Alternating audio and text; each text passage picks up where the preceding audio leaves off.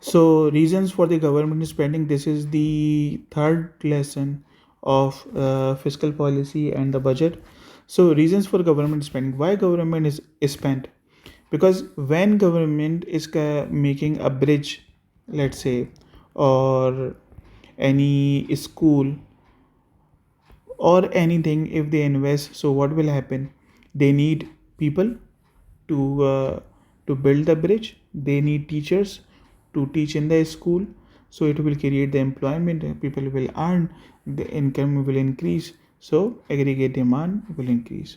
It will reduce the income inequality because everyone is earning, so it will reduce the income inequality.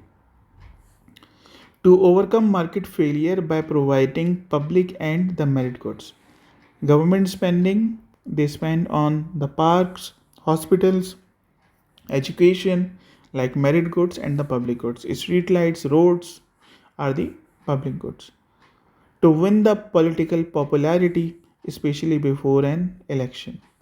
That's why government spend on public. Expansionary fiscal policy. Expansionary fiscal policy means, remember, what is expansionary fiscal policy? Expansionary fiscal policy means when government reduce the tax rate. For let's say we take the example of taxes on personal income. Okay, personal income. So when tax rate is less, so income of a person will increase.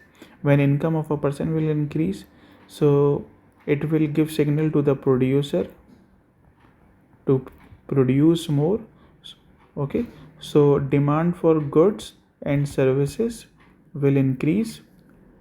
Okay, people will buy more and producer will produce more. As a result, aggregate demand increases.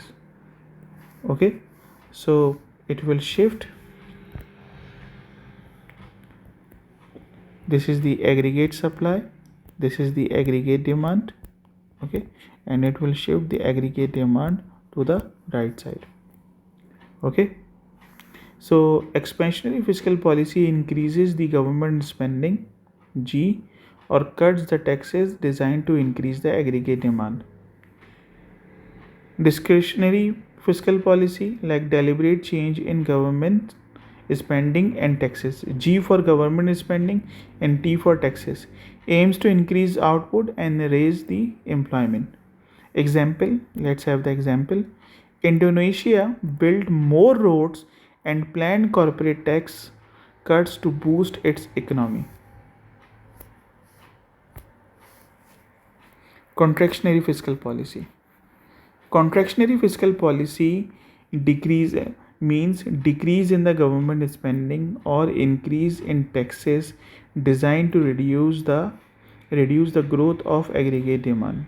What happens actually when, uh, because it is the vice versa of this situation. Okay, so I show you, let me change the slide. I got,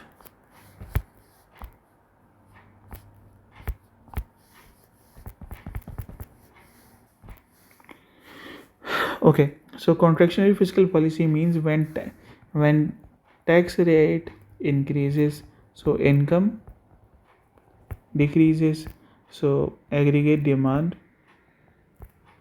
decreases. Why? Because demand for FOPs decreases. As a result, aggregate demand decreases. So it used to reduce the demand pull inflation by cooling down the economy. May aim for the budget surplus. Budget surplus means when government wants to have more tax revenue than expenditure. Than expenditure. Impact of fiscal policy on the macroeconomy. Higher taxes and lower government spending can reduce the aggregate demand. Higher taxes means it will discourage people to earn more because they know that if we earn more, we have to pay more taxes. So there is no incentive to work. Producers will think that what is the benefit to produce more goods and services if we have to pay higher taxes. So demand for factors of production will decrease. They will not buy they will not hire more people. They will not buy a piece of land to build the factories. So as a result, demand for factors of production will decrease and aggregate demand will decrease.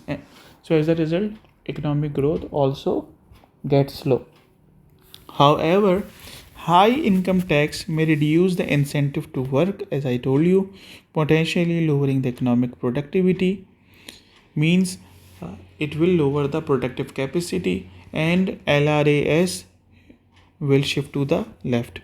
LRAS means, for example, this is the long run aggregate supply. So it will shift to the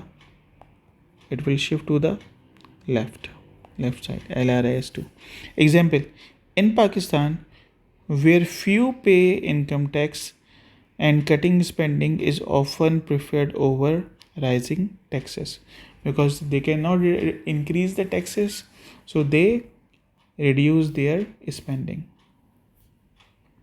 Success of expansionary policy.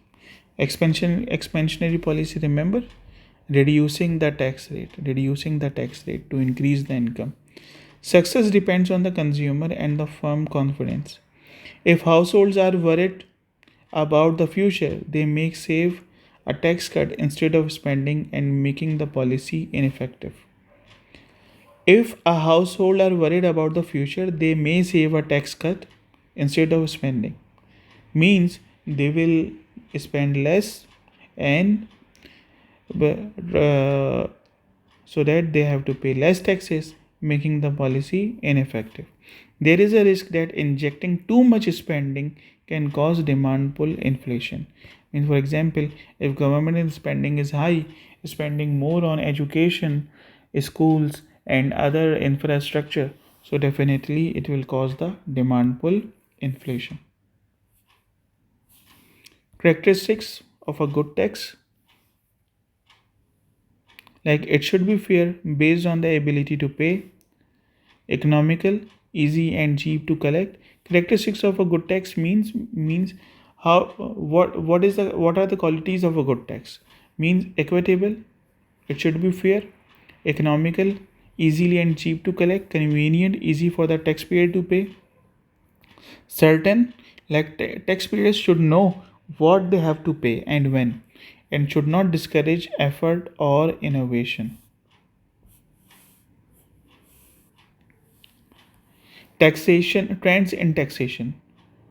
Many governments are relying less on the direct taxes and more on indirect taxes. Direct taxes means they are not charging on personal income or on the business. They are focusing more on VAT, means 10% or 5%. Why indirect taxes? Because it is cheaper to collect and difficult to evade. However, this can make the tax system more regressive, which affects the poverty, means it increases the poverty in the country. But when government has a weak tax system, they use more indirect taxes to collect the revenue.